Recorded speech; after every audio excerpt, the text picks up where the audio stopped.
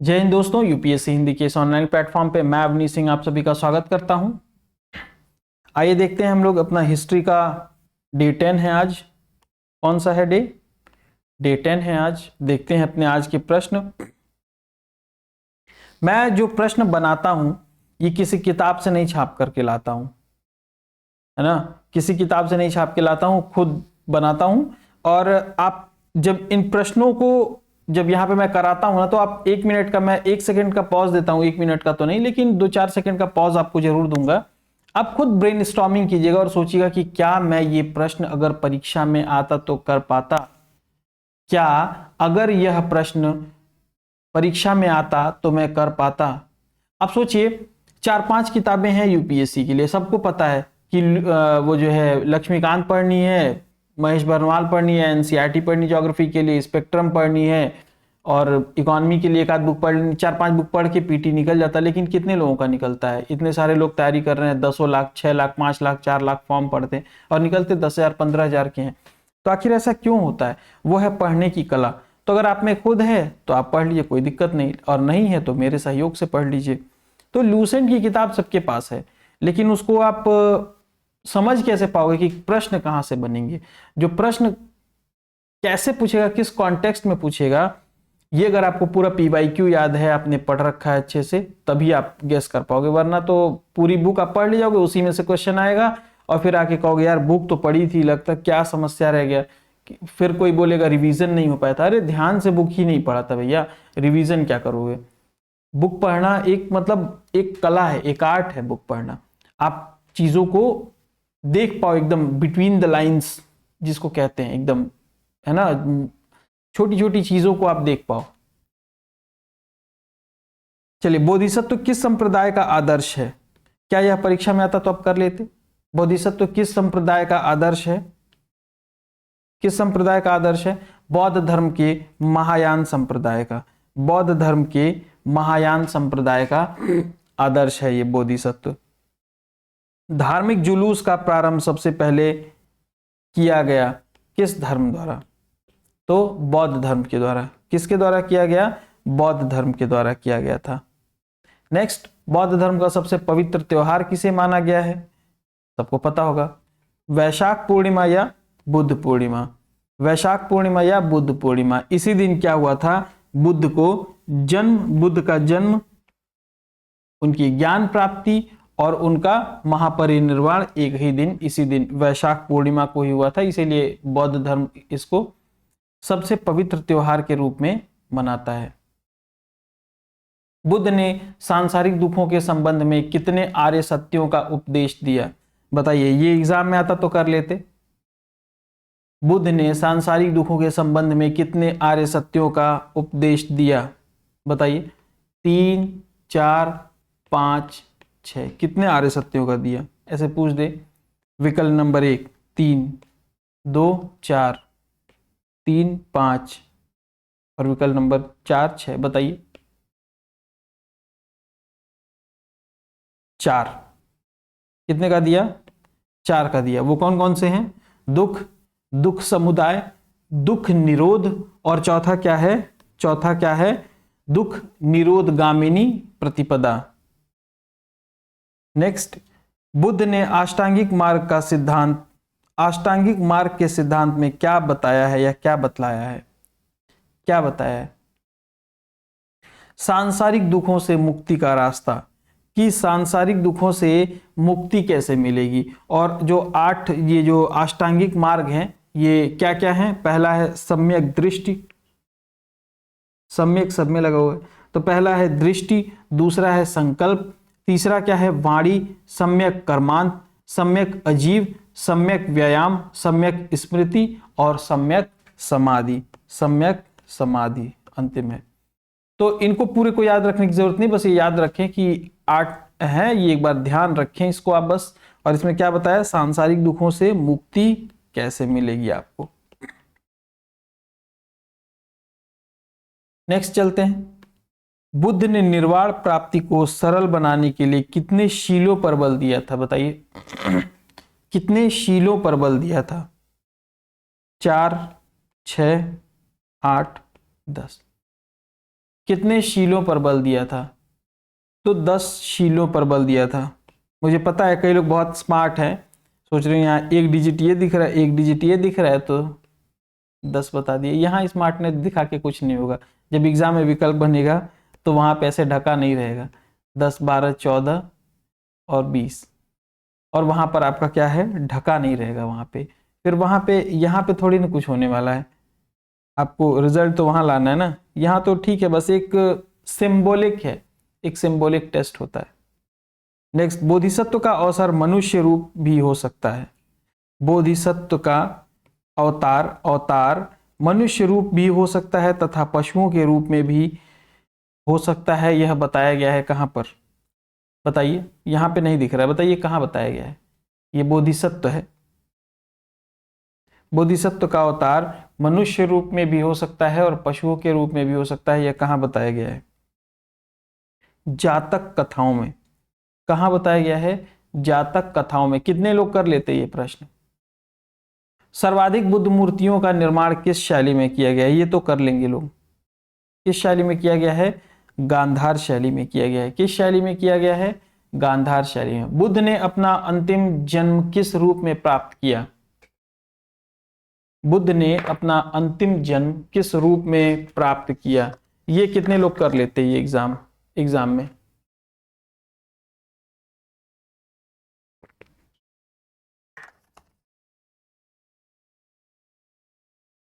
बुद्ध ने अपना अंतिम जन्म किस रूप में प्राप्त किया? किस रूप में प्राप्त किया था बताइए?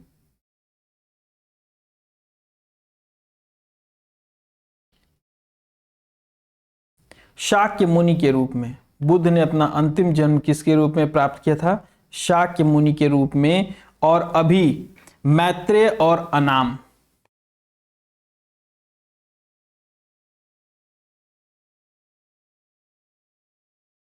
ये दो रूप क्या हैं?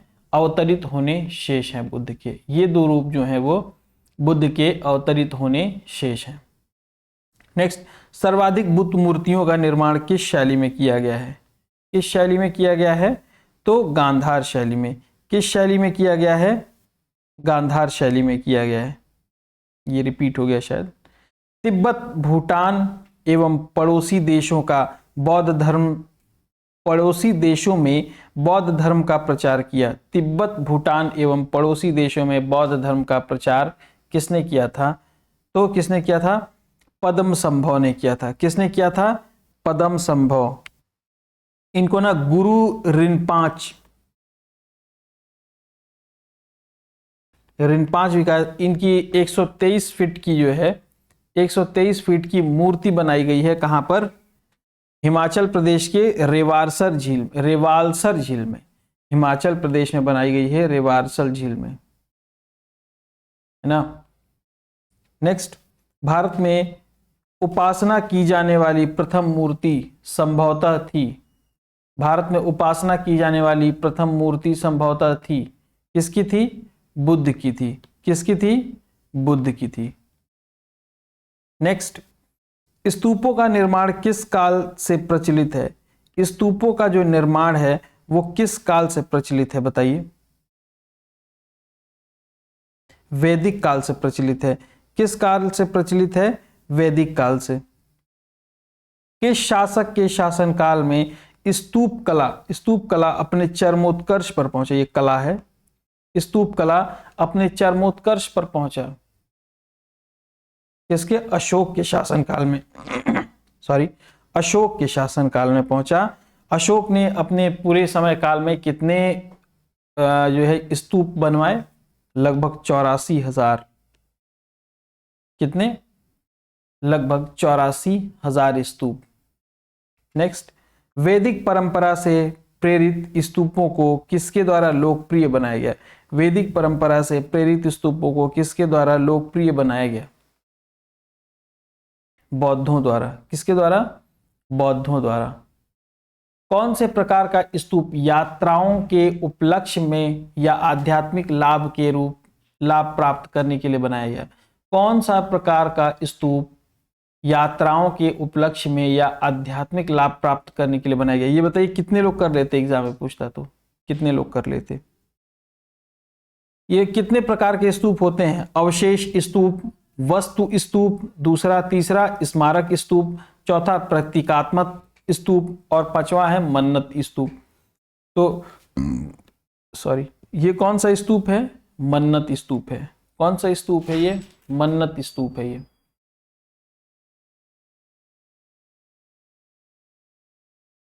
ना। सर्वाधिक, ये प्रश्न कितने लोग कर लेते हैं? सर्वाधिक प्रसिद्ध एमपी का सांची स्तूप किसके द्वारा बनाया गया है? ये बहुत प्रसिद्ध है एमपी का सांची स्तूप। ये किसके द्वारा बनाया गया है? बहुत आसान सा प्रश्न है ये। अशोक के द्वारा। किसके द्वारा बनवाया गया ये? अशोक के द्वारा। सबसे प्राचीनतम स्तूप कौन सा है? सबसे प्राचीनतम स्तूप कौन सा है? ये यूपी के पिपरहवा में है। कहां पर है ये? यूपी के पिपरहवा में है ये स्तूप। नेक्स्ट, बौद्ध धर्म से संबंधित भाजा गुफाएं किस राज्य में है?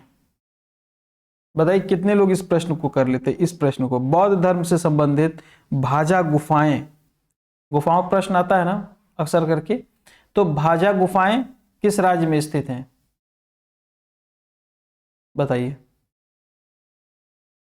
महाराष्ट्र में स्थित हैं। भाजा गुफाएं कहां पर हैं?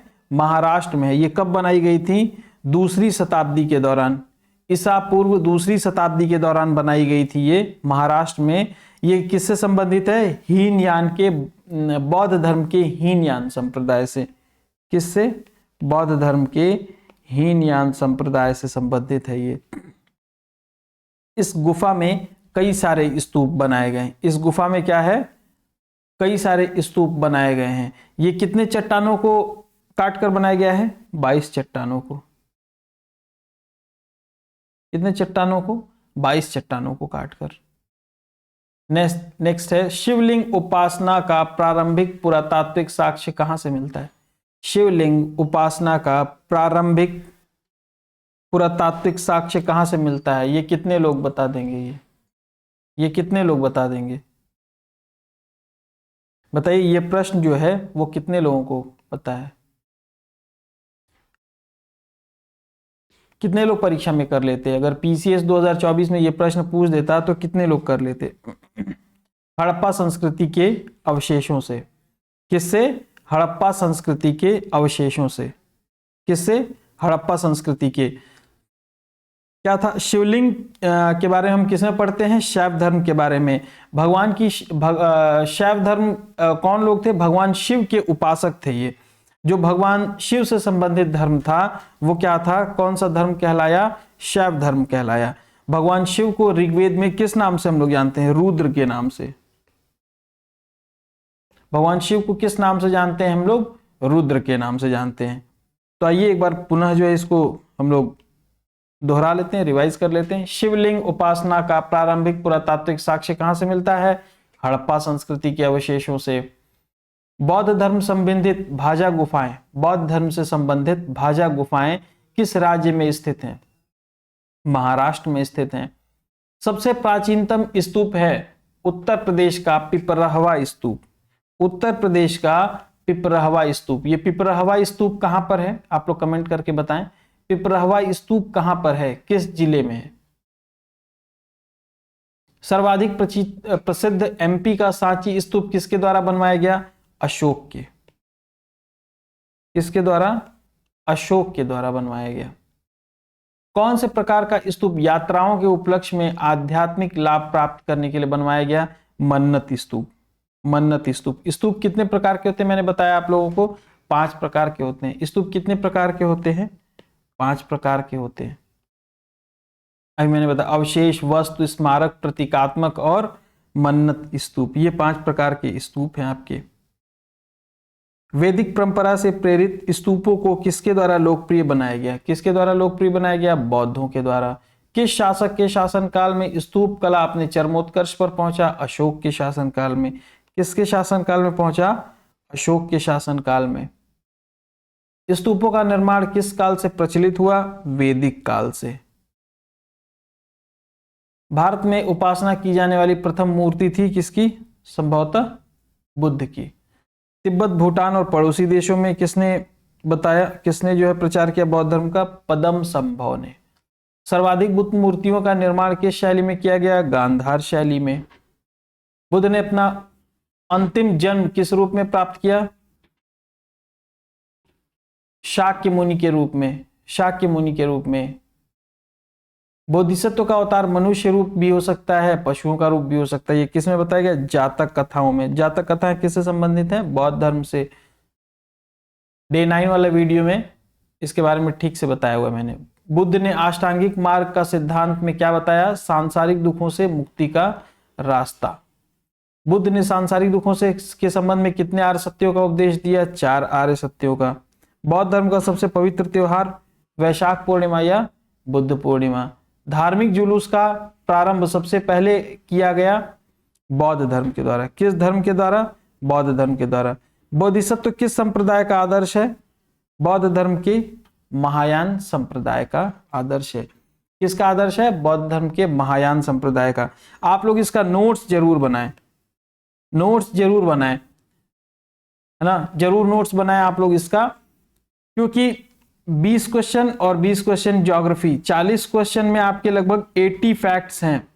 अगर आप बनाएंगे नहीं ना तो अगले 150 दिन बचे हुए हैं, लगभग 150 दिन, 150 का गुणा कर दीजिए 8 में, है ना, लगभग आपके 300 से ऊपर पेज के नोट्स बनेंगे। अगर आप इतने का ही नोट्स बनाएंगे ना तो 300 पेज के ऊपर, वो भी अगर छोटे छोटे फॉन्ट्स में लिखेंगे तब, छोटे फॉन्ट्स में, नहीं तो बड़े फॉन्ट्स में लिखेंगे तो 400-500 पन्ने के बन जाएंगे। तो इसका नोट्स जरूर आप लोग बनाएं। ठीक, आज के लिए इतना ही। जय हिंद।